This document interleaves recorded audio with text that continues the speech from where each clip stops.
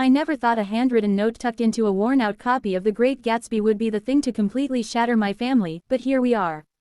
It was just 10 months after my mother passed away, and I was sitting across from my brother, Mark, at a lawyer's office, ready to finalize the sale of the house.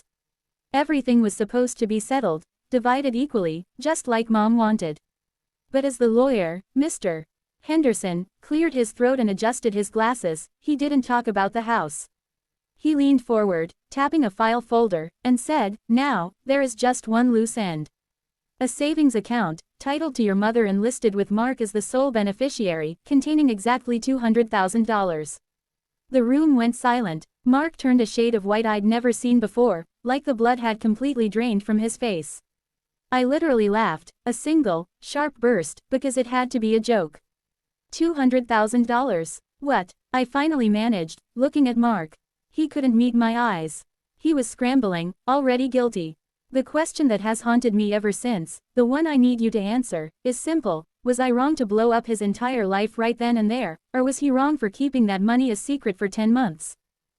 To understand the sheer gut punch of that moment, you have to know a little about Mark and me, and a lot about our mom.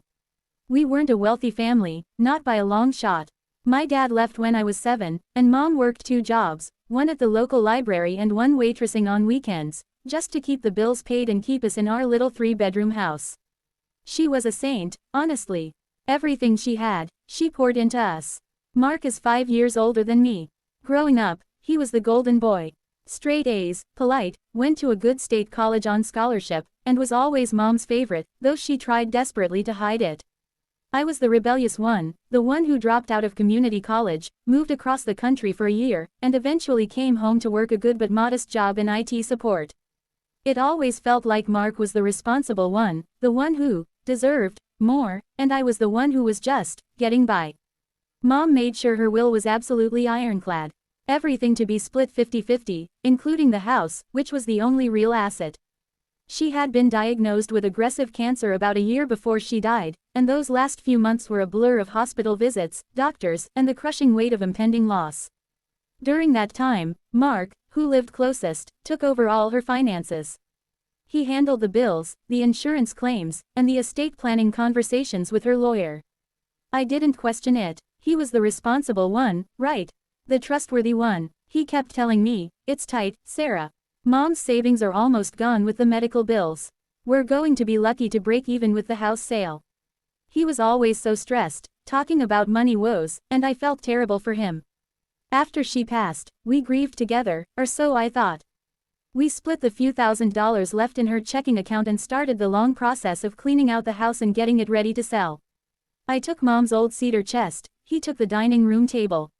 Every discussion, every division of property, was painstakingly fair. We even argued over who got the chipped ceramic angel that had sat on the mantelpiece for 20 years. It was all so normal, so typical of siblings navigating grief and inheritance. 10 months pass. The house is sold. We're sitting in Mr. Henderson's office, the settlement checks for the house sale waiting to be signed. We're both exhausted but relieved. Then came the loose end, the $200,000. It turns out, Mom had set up a completely separate, low-profile savings account years ago. She had been saving a portion of her library paycheck and the tips from her waitressing job, consistently, religiously, for over 2 decades. It was her nest egg.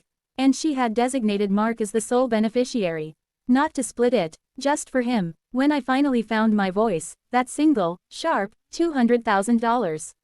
What? Echoed the shock in the small room. Mark's initial shock had turned to a desperate scramble for words.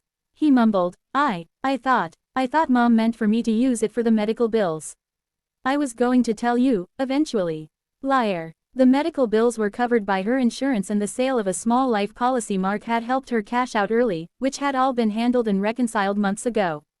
Mr. Henderson, ever the professional, just pushed the file across the desk toward me. It's all here, Ms. Hayes. The account was opened 15 years ago. A direct transfer was made to Mr. Hayes's personal account 4 months ago, 3 weeks after the probate period officially closed. The designation was executed legally. My breath hitched in my chest. 4 months ago, he'd had the money and said nothing. He had actively helped me clean out the house, divide the furniture, and negotiate the house sale, all while sitting on a secret pile of $200,000 that our hard-working mother had saved for 20 years. My mind was reeling. Every tearful conversation we'd had, every hug, every time I'd offered to pay for his coffee because he was tight on cash, it all came flooding back, dripping with deceit. I looked at the file, then back at my brother, the responsible one, the golden boy, who was now chewing his lip, avoiding my gaze, and just reeking of guilt. The sheer scale of the betrayal wasn't just about the money, it was about the lie, the deception, the way he had let me grieve and struggle while knowing he had this huge cushion. I felt physically ill. My hand trembled as I picked up the file and flipped to the transaction sheet. The date, the amount, the confirmation. All there. Mark finally spoke, his voice weak and reedy. "Sarah, please, let's just go outside and talk about this.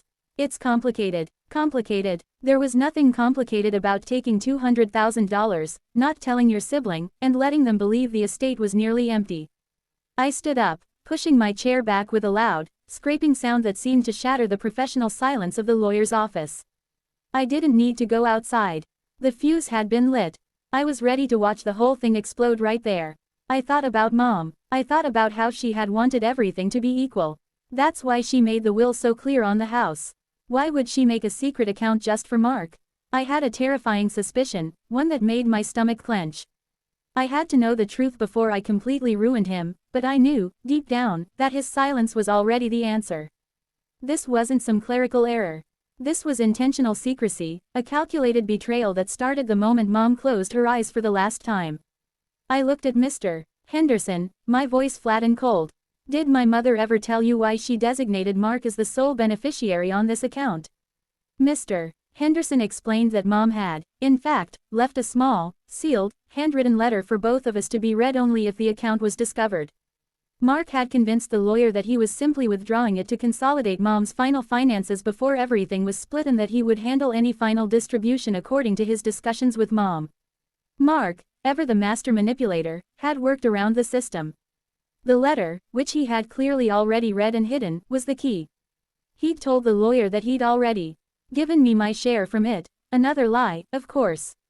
My brother, my own flesh and blood, had lied to our mother's lawyer, to me, and had hidden a fortune she had painstakingly saved. And for what? So he could upgrade his car and take a fancy European vacation he posted all over Instagram just last month. While I was still pinching pennies and trying to pay down my student debt. The fury in my chest was blinding, but beneath it was a profound, icy sadness. Mark was begging now, whispering, "Sarah, please. Let's just leave. We don't have to do this here. Please, I'll explain everything." He was scared, and he should be. I had the power to expose him, not just to me, but to the entire family, our aunt, our cousins, his fiancée, Jessica. I looked at my brother, a man I thought I knew, a man who had helped me pick out Mom's casket, and I had a decision to make. Do I accept his weak excuse and try to quietly negotiate a split, thus protecting his reputation and keeping the peace? Or do I unleash the full, destructive force of the truth, right here, right now, and let the chips fall where they may? So, that's the situation I was in. I was sitting there, facing the man who had been a thief in the wake of our grief, holding the proof of his betrayal in my hands. Before I tell you what I did next, I want you to pause and comment below what you would have done in my shoes. Would you have kept the secret for the sake of your family, or would you have demanded justice, even if it meant destroying the one person left who shared your childhood? Hit pause, comment your choice, and then keep watching to hear the absolute chaos I unleashed. I took a deep breath, smoothing the transaction sheet against the lawyer's mahogany desk. I didn't leave. I didn't whisper. I looked Mr. Henderson directly in the eye and said, "Sir, my brother has lied to you and to me. He has not only failed to disclose this $200,000 to me, but he actively transferred the entire amount to his personal account and spent a portion of it, all while pretending to be broke. I am demanding a full accounting of that account, and I will be contacting my own legal counsel. And Mark, you need to tell me exactly what you did with it." That was the confrontation. Mark's face crumpled completely. He didn't just look pale, he looked shattered. "Sarah, you don't understand." He choked out, his voice a frantic, desperate plea. "Mom did give it to me. Not all of it, but she told me to take some and put the rest towards the house." It was another lie, clumsily layered over the previous ones. I shook my head, my eyes burning. Stop. You took the full amount, Mark. 4 months ago, before the house sale was final. Don't insult me with these pathetic excuses. I pointed at the lawyer. Mr. Henderson, I want that letter. Now. The lawyer, looking distinctly uncomfortable, unlocked his safe and produced a worn, sealed envelope. Mark actually tried to grab it, lunging halfway across the desk, but I was faster. I snatched it and tore the seal. The paper was Mom's elegant, slightly shaky handwriting from her final months. It wasn't addressed to Mark, but to my 2 dearest children. I read the critical part out loud, my voice ringing with a terrible, controlled clarity. My dears, this money is my tip jar, my rainy day fund. I know the house will be split, but I designated Mark as the beneficiary on this account so he could access it quickly to pay off any remaining medical or hospice bills without waiting for probate. Any funds left over, and I hope there are many, many left over, are to be divided equally between my 2 children, Mark and Sarah, for your future lives. You both deserve a fresh start. The silence after I finished reading was absolute. Mark was defeated. His head hung low, his shoulders slumped. He hadn't just not split the money, he had defied Mom's last written wish. He had actively deceived me. I slapped the letter down on the desk, the sound like a gunshot. She trusted you, Mark. She knew you were good with money. She put her faith in her golden boy to do the right thing when she was gone, and you didn't. You stole from her memory and from me. I didn't wait for his response. I told Mr. Henderson that I would be contacting a litigation attorney immediately to put a lien on Mark's assets and recover my half of the inheritance, as per the explicit instructions in my mother's letter, regardless of the beneficiary designation. That was the confrontation. The revenge, as I said, was slower, but utterly comprehensive. I couldn't stomach the deception, but I also couldn't allow him to hide behind a veil of respectable normalcy. The next day, I didn't call a lawyer right away. Instead, I called his fiancée, Jessica. Jessica was sweet, kind, and completely devoted to Mark. They were due to be married in 6 months and had just put in an offer on a small condo, which Mark said was stretching their finances to the limit.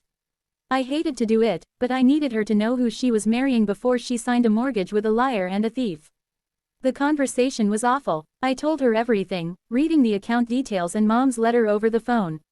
Jessica was in denial at first, then angry, then utterly heartbroken. She called Mark, and their fight was legendary. I heard about it from my cousin, who lives next door to them. She discovered he had put down a massive, inexplicable deposit on their condo just a month ago, a deposit that matched almost exactly the portion of the $200,000 he hadn't spent on the flashy car upgrade and the European trip. He'd been using Mom's secret money to fund their joint future, never intending to tell her. Jessica broke off the engagement that night, and the condo deal collapsed. That was the first wave of consequences. The second wave was the rest of the family. Mark had always been the stable one, the one everyone trusted. I made sure they all knew. I sent copies of the transaction details and Mom's letter to our aunt and all our cousins, every single person who had mourned Mom and believed in Mark's integrity. The family dynamic imploded. He was ostracized, the responsible one now seen as the opportunistic betrayer. He tried to claim I was crazy, that I was just jealous of him, but the paper trail was undeniable. The final, painful part was the legal battle. I hired a relentless litigation attorney. We argued the case wasn't about the beneficiary designation, but about testamentary intent, what Mom meant to happen with the money, which was clearly outlined in the letter. The legal process was brutal, dragging on for 6 more months, costing me thousands in legal fees, but I won. The judge ruled that based on the evidence of Mom's will and the supporting letter, Mark had acted in bad faith, breaching the clear instructions of his mother. He was ordered to pay back the full $200,000, as he had already spent my half. To do this, he had to liquidate most of his own life savings, cash out a large portion of his 401k, and sell the upgraded car he had bought. He ended up flat broke, single, and living in a tiny, depressing apartment. He now barely speaks to me. Our relationship is a wasteland of accusation and bitter silence. He calls me a monster for ruining his life, I call him a thief for betraying our mother. The $100,000 I finally received was a painful reminder of what I lost, not the money, but my brother. It didn't feel like a win. It felt like a necessary, devastating amputation. The legal fees had cut into the total, of course, but the peace of knowing justice had been served was worth more than the few $1,000s I lost. The lawyer even commented that the clarity of my mother's letter was the key. She must have, in her final moments, had a lingering doubt about relying on Mark's word alone. That tiny, lingering doubt saved me. I think about that often. If she had simply trusted him completely, I would have never known. It's a dark thought, realizing my mother's last act might have been a contingency plan against her own son. Mark's life has utterly derailed. He lost his managerial position at the bank because the scandal, amplified by my public sharing of the court documents and the family outcry, made his superiors question his ethical judgment. He's working a service job now, the kind Mom worked when she was just trying to keep us afloat. It's a bitter irony, one I never wished for, but one he earned. I tried to reach out once, about 3 months after the settlement. I sent him a short email, just saying I missed the way things were and that I hoped he was doing okay. His reply was one sentence: "You stole my future. Don't contact me again." That was it. The door was slammed shut, bolted, and sealed. I've accepted it now. I've used my $100,000 wisely. I paid off my student loans, put a significant amount into a retirement fund, and even made a down payment on a small condo of my own, something I could have never done before. Every time I make a mortgage payment, I think about Mom's tireless work ethic and Mark's reckless greed. It's a constant, painful calculation. The worst part, the part that keeps me up at night, is that I wonder if Mark truly believes he was entitled to it. Did he rationalize the lie because he was the responsible one, the good son who deserved the reward? Or was it just pure, naked selfishness? The truth, I fear, is probably a combination of both. And I had to destroy him to save myself. So, here I am, almost a year later. I have the money, but I don't have my brother, and I still don't know if Mom meant for him to have it all, or if her letter was a test he spectacularly failed. I keep going back to that moment in the lawyer's office. I could have handled it differently, I guess. I could have just settled and avoided the nuclear option. But I couldn't stomach the deception. I couldn't let a person who had always presented himself as the moral compass of the family get away with such a blatant, greedy betrayal of our dead mother's trust. The money bought me peace of mind, but it cost me a family tie, and that's a price you can't put a dollar amount on. That's my story. I need to know your honest opinion on this whole mess. Like this video if you were on my side and think Mark deserved the consequences he faced. Subscribe for more stories like this from people who have been through the absolute worst family drama. And please, share your final thoughts on this whole mess in the comments section below. Tell me, would you have protected your brother or protected the truth? I'll be reading every single comment. I'll see you all in the next story.